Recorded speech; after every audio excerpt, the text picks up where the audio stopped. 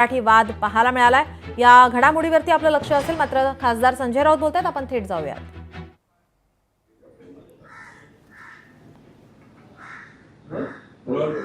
Sir, मूर्त चोरी होत आहे असा आता आरोप देखील मनसेने देखील केलेला आहे।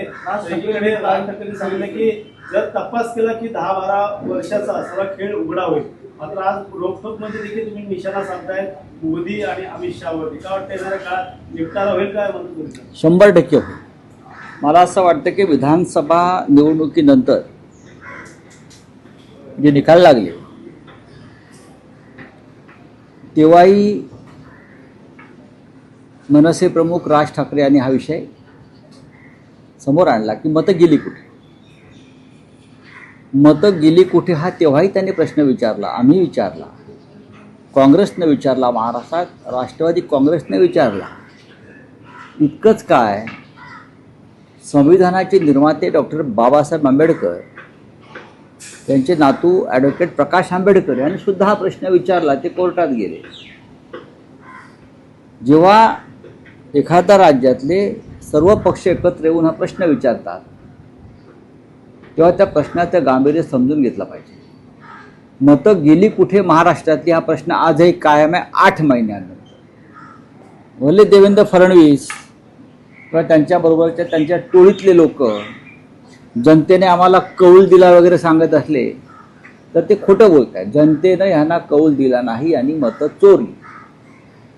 जो मुद्दा राहुल गांधीने राष्ट्रीय पातळीवर घेतलेला, हा मुद्दा आता आंतरराष्ट्रीय स्तरावर गेला की नरेंद्र मोदी भारतासारख्या महान देशामध्ये मतं चोरी करून सत्तेवरती आलेले आहेत। म्हणजे लिबियामध्ये जे गडाफी करत होता, अफगाणिस्तानमध्ये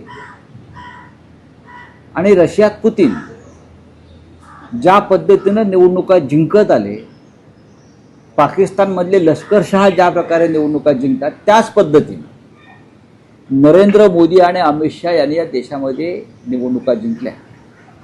त्यात राज्याच्या निवडणुका सुद्धा आहेत। आणि शिवसेना प्रमुख उद्धव ठाकरे असतील, मनसे प्रमुख राज ठाकरे असतील, यांनी महाराष्ट्रात आणि राष्ट्रीय स्तरावरती आता बिहारमध्ये जी यात्रा सुरू आहे मतचोरी विरुद्ध, ती राहुल गांधी, तेजस्वी यादव त्यांनी हा मुद्दा लोकांच्या घराघरापर्यंत पोहोचवलेला आहे। महाराष्ट्रातली मतं गेली कुठे हा प्रश्न जो आहे, हा प्रश्न अत्यंत महत्त्वाचा आहे। दुसरी गोष्ट, एक कालपासून मुद्दा चाललेला आहे भारत पाकिस्तान मॅच संदर्भातला। फडणवीस मुख्यमंत्री आहेत, त्यांनी आपल्याला पलटवार केलेला आहे। त्यांनी की जावेद मियाँ आपल्या घरी बोलवणारे कोण होते असं आम्ही बोलावलं ना। जावेद मियादाद हे स्वतः बाळासाहेब देवेंद्र फडणवीस हे अर्धवट ज्ञानी आहेत। मुळात संपूर्ण भाजपात हा अर्धवट ज्ञानी आहे। त्यांच्या गुडघ्यात सुद्धा मेंदू नाही भाजपच्या। काही लोकांच्या गुडघ्यात मेंदू असतो, तो गुडघ्यात सुद्धा नाही। त्यांनी मी तयार केलेला ठाकरे चित्रपट पाहायला पाहिजे। त्यांनी बाळासाहेब ठाकरे, माननीय हिंदुहृदय सम्राट यांच्या त्या काळातल्या मुलाखती समजून घ्यायला पाहिजे। ते पुस्तक जे आहे एकवचनी, त्यात बाळासाहेबांनी भूमिका स्पष्ट मांडलेली आहे। दिलीप वेंगसरकर, क्रिकेटपटू दिलीप वेंगसरकर हे जावेद मियादादला घेऊन अचानक मातोश्रीवर आले। आणि जावेद मियादाद का आले होते? बाळासाहेबांना विनंती करण्यासाठी आले होते। काय विनंती करायला आले होते? की भारत पाकिस्तान क्रिकेट मॅचेसला विरोध करू नका, पुन्हा मॅचेस सुरू करा। बाळासाहेबांनी तोंडावर काय सांगितलं? काय सांगितलं? दहशतवाद आणि क्रिकेट एकत्र चालणार नाही। टेररिझम अँड क्रिकेट हे एकत्र चालणार नाही। जोपर्यंत काश्मीरमध्ये पाकिस्तानचा रक्तपात जो सुरू आहे तो थांबत नाही, तोपर्यंत मी भारत पाकिस्तान क्रिकेटला परवानगी देणार नाही। मिस्टर फडणवीस, तुमच्या नरेंद्र मोदीसारखं शेपूट नाही घातलं बाळासाहेबांनी प्रेसिडेंट ट्रम्प समोर किंवा पाकिस्तान समोर किंवा चीन समोर। ऑपरेशन सिंधूच्या वेळेला काय म्हणाले मोदीजी? रक्त आणि पाणी एकत्र चालणार, वाहणार नाही। आणि आता क्रिकेट चालतंय. बाळासाहेबांनी तोंडावर सांगितले मी आजला चाय पिया और निकल जाओ. तू या घरात पाहुणा म्हणून आलायस, आज चहा प्यायचा बरं का, आणि निघून जायचं. हे तुम्ही दिलीप वंगसकरांना विचारू शकता काय झालं ते. देवेंद्र फडणवीस हे खरोखर राष्ट्रभक्त आणि हिंदुत्ववादी वगैरे असतील आणि महाराष्ट्रातल्या ज्या महिलांनी आपलं कुंकू पुसलं त्या कुंकवाची त्यांना कदर असेल तर ते अशी विधानं करणार नाहीत. जावेद मियादाद अरे सोड ना, आताच बोला हो. आरसा पाहावा नंतर हो आरसा आहे. तुम्ही आरशाची फॅक्टरी काढली आहे ना बेल्जियमला जाऊन. बेल्जियमला चांगले आरसे मिळतात. आरशाची फॅक्टरी यांची आहे ना भाजपल्यांची. पहा नागडे दिसाल तुम्ही त्याच्यामध्ये. त्यांचा आरसा आहे, पहा तुम्ही नागडे दिसाल सुद्धा. नागडे पाहाल. काय सांगताय तुम्ही. पाकिस्तान बरोबर क्रिकेटला तुमचा पाठिंबा आहे का एवढं सांगा, होय की नाही. हे फालतू जावेद मियादाद निकोण वासिम अक्रम विक्रम बोलू नका. शेपूट घातलाय भारतीय जनता पक्षाने पाकड्यांसमोर पैशासाठी. हे काय तुम्ही कोणाची तरफदारी करताय देवेंद्र फडणवीस. हा कोणाच्या लाडक्या बहिणींना काल काहीतरी राख्या बांधून घेतल्यात. ज्यांनी 26 महिलांनी कुंकू पुसलं त्या तुमच्या लाडक्या बहिणी नाहीत. बेळगावमध्ये भारतीय जनता पक्ष म्हणजे खोटेपणाची फॅक्टरी आहे. जावेद मियादादचा विषय किती वर्ष काढताय. आताच बोला हो. पंडित नेहरू काढतायत 60 वर्षापासून. जावेद मियादाद काढतायत 40 वर्षापासून.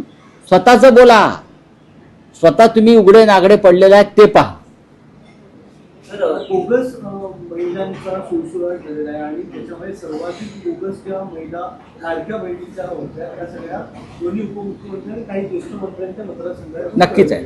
आपापल्या मतदारसंघामध्ये बोगस लाडके भाऊ लाडक्या बहिणींना पैसे वाटप करून यांनी मतं विकत घेतली.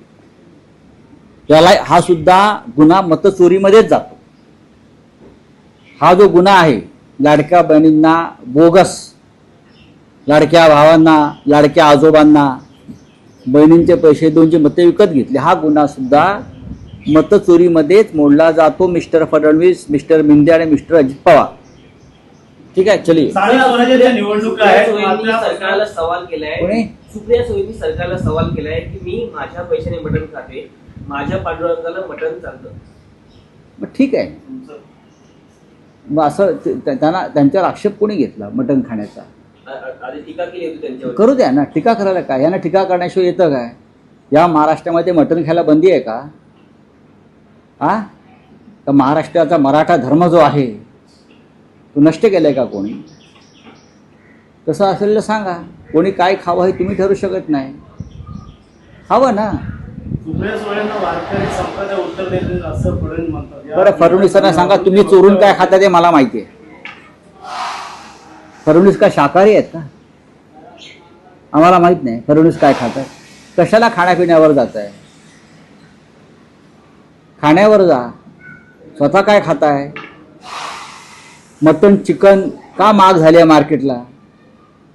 आम्ही खातो म्हणून नाही. जे कालपर्यंत खात नव्हते तेच जाऊन रांग लावून घेत आहेत तिथे. सर कोकणात जाण्यासाठी मोदी एक्सप्रेस सोडण्यात आली आहे. सोडून द्यावं. बोला हिंदी में क्या है क्या. बाळासाहेब थोरात यांना एकाने धमकी दिली झाला विषय तो. बोला. अध्यात्माचा विषय आहे. काही लोक अध्यात्मामध्ये काही गुंड आणि माफिया शिरलेले आहेत. बरं काही महाराष्ट्राची परंपरा नाही. जो प्रकार बाळासाहेब थोरातांच्या बाबतीत घडला आहे त्याचा धिक्कार करावा थोडा थोडा. याचा धिक्कार राज्याच्या मुख्यमंत्र्यांनी केला पाहिजे. याचा अरे सोडून द्यावं. कोण हे गुंड माफिया अध्यात्मात शिरतात देण्याची भाषा करतात. काय त्याचे प्रश्न विचारताय. राज ठाकरे जी ने ये मुद्दा पहले भी उठाया है जब चुनाव के नतीजे आए थे. ये वोट चोरी का मुद्दा महाराष्ट्र में 8 महीने से हम लोग उसके ऊपर सवाल जवाब कर रहे हैं. उद्धव ठाकरे जी ने ये मुद्दा उठाया, राज ठाकरे जी ने उठाया, शरद पवार साहब ने उठाया, कांग्रेस ने उठाया. देवेंद्र फडणवीस की सरकार इस प्रकार के वोट चोरी से ही सत्ता में आई है. हमारे वोट कहाँ गए ये सवाल राज ठाकरे ने पूछा था. ये सवाल हमने भी पूछा कि हमको जो वोट लोगों ने डाल दिए हैं, लोग कहते हैं वो वोट कहाँ चोरी हो गए. अब ये चोरी का मुद्दा राहुल गांधी जी ने राष्ट्रीय स्तर पर उठाया है.